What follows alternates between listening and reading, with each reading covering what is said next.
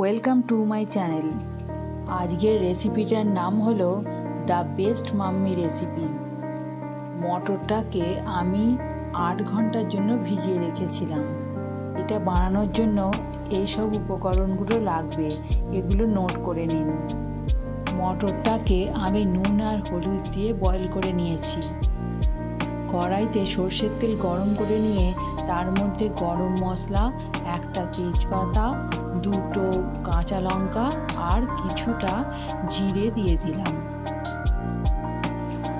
তারপর পেঁয়াজটা এর মধ্যে দিয়ে একটু ফ্রাই করে নেব। এর মধ্যে একটু নুনও অ্যাড করে দিলাম।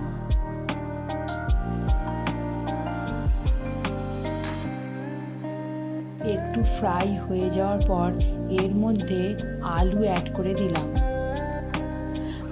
বাচ্চারা শাকসবজি খেতে চায় না, যদি এইভাবে বানিয়ে দেওয়া হয় তাহলে তারা বুঝতেই পারবে না তারা কখন শাকসবজি খেয়ে নিচ্ছে। এর মধ্যে কুচিয়ে রাখা বিটটাও অ্যাড করে দিলাম। এরপর আদা, রসুন, কাঁচা লঙ্কা আর টমেটোটাকে পেস্ট বানিয়ে সেটাও অ্যাড করে দিলাম। তারপর কিছুটা হলুদ দিয়েও নাড়াচাড়া করে নেব। এরপর একটু গুঁড়ো লঙ্কা অ্যাড করব, কিন্তু যদি ছোট বাচ্চা হয় এটা স্কিপ করে যাবেন। একটু জলও দিয়ে দিলাম।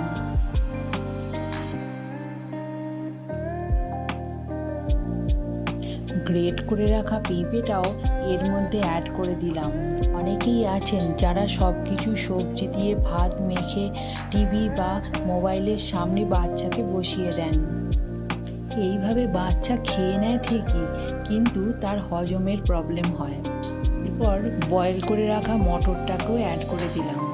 কিছুটা ঈষৎ উষ্ণ জলও দিয়ে দিলাম।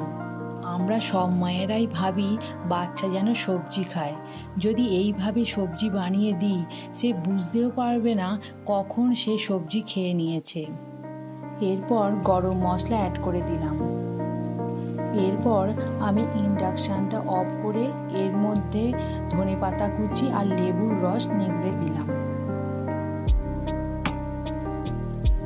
এরপর আমি একটা বাটিতে বিটরুট গ্রাইন্ড করে রেখেছি আর একটা বাটিতে মেথি শাকটা গ্রাইন্ড করে রেখেছি। দুটো জায়গাতে আটা নিয়ে নেব, তার মধ্যে অল্প একটু নুন আর জোয়ান দিয়ে আমি ভালোভাবে দুটো আলাদাভাবে মেখে নেব। আমি হেলদি বানানোর জন্য আটা ইউজ করেছি, আপনারা ময়দা ইউজও করতে পারেন। তারপর আমি সবুজ লুচি আর লাল লুচি ভেজে নিলাম। আজ সানডে ছিল, আমার ছেলে একটু দেরি করেই ঘুম থেকে উঠেছে। আমি যখনই তাকে এই খাবারটা খেতে দিলাম, সে খেয়ে বলল, you are the best mummy. আপনারাও এইভাবে হেলদি খাবার বাচ্চাদেরকে দিয়ে বেস্ট মাম্মি হয়ে উঠুন। Thanks for watching.